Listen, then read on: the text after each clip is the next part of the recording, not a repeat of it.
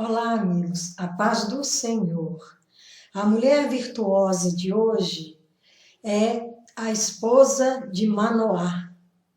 Essa história, ela era mãe do Sansão. Essa história está no livro de Juízes, capítulo 13, versículos de 1 a 21. Aconteceu que havia um homem em Zorá, ele era da tribo de Dan. E ele se chamava Manoá. O nome dele aparece na Bíblia, mas o de sua esposa não. Embora essa história diga muito mais desta mulher. E a mulher naquele tempo era bem menos importante do que hoje. E muitas delas, mesmo sendo pessoas de Deus, o nome não aparece, apenas os feitos. E essa mulher de Manoá, ela era estéril, ela não tinha filhos. Certo dia, apareceu um anjo do Senhor para ela, só que ela não tinha conhecimento de que se tratasse de um anjo.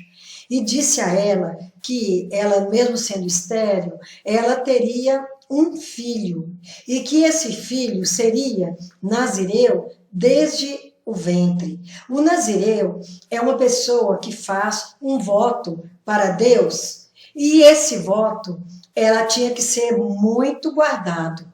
E ele não poderia passar navalha em sua cabeça, não poderia comer nada imundo, nem tocar em cadáver, nada imundo, e também não podia comer nada que viesse da uva, nem bebida forte, nem vinho podia tomar. Só que esse que nasceria da mulher de Manoá, ele não faria um voto como nazireu, porque ele seria desde o ventre. E também ele seria nazireu até a morte.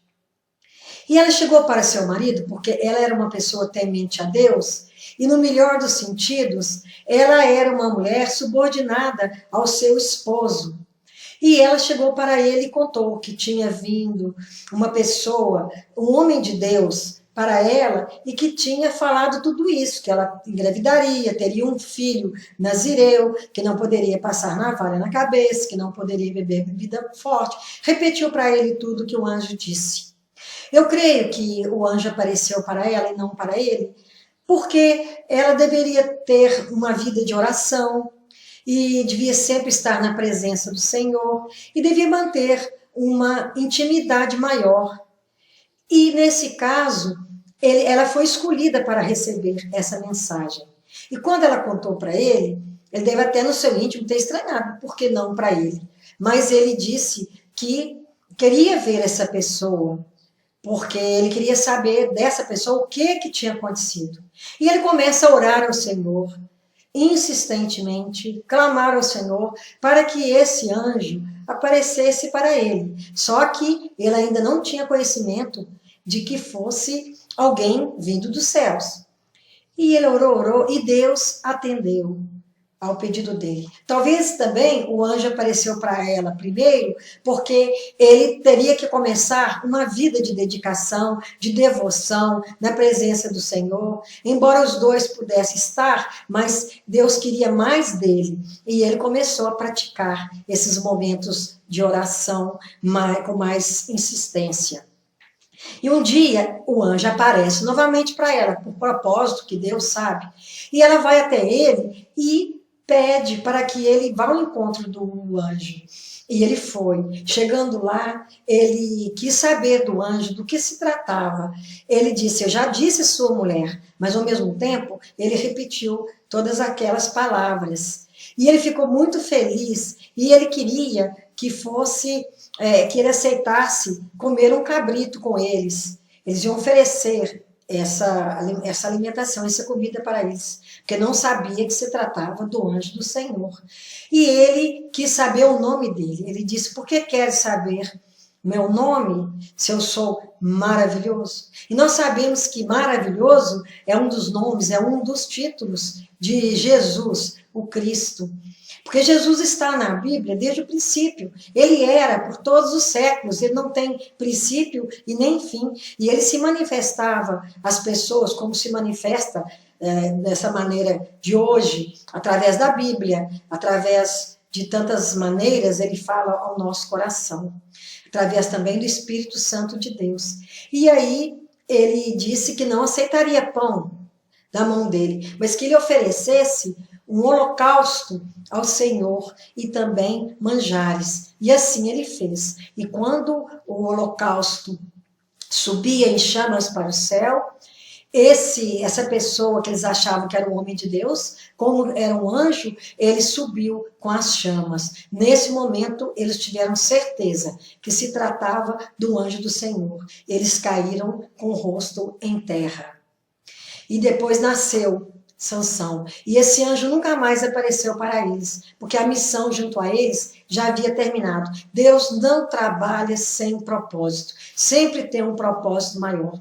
E o propósito na vida desse casal era que esse menino, que esse homem viesse para libertar o povo de Deus das mãos dos filisteus. Porque quando o povo de Deus saía dos caminhos do Senhor e começava a pecar, Deus colocava eles nas mãos dos midianitas e de outros povos que faziam tudo que era ruim, tudo que era mal aos olhos de Deus contra esse povo.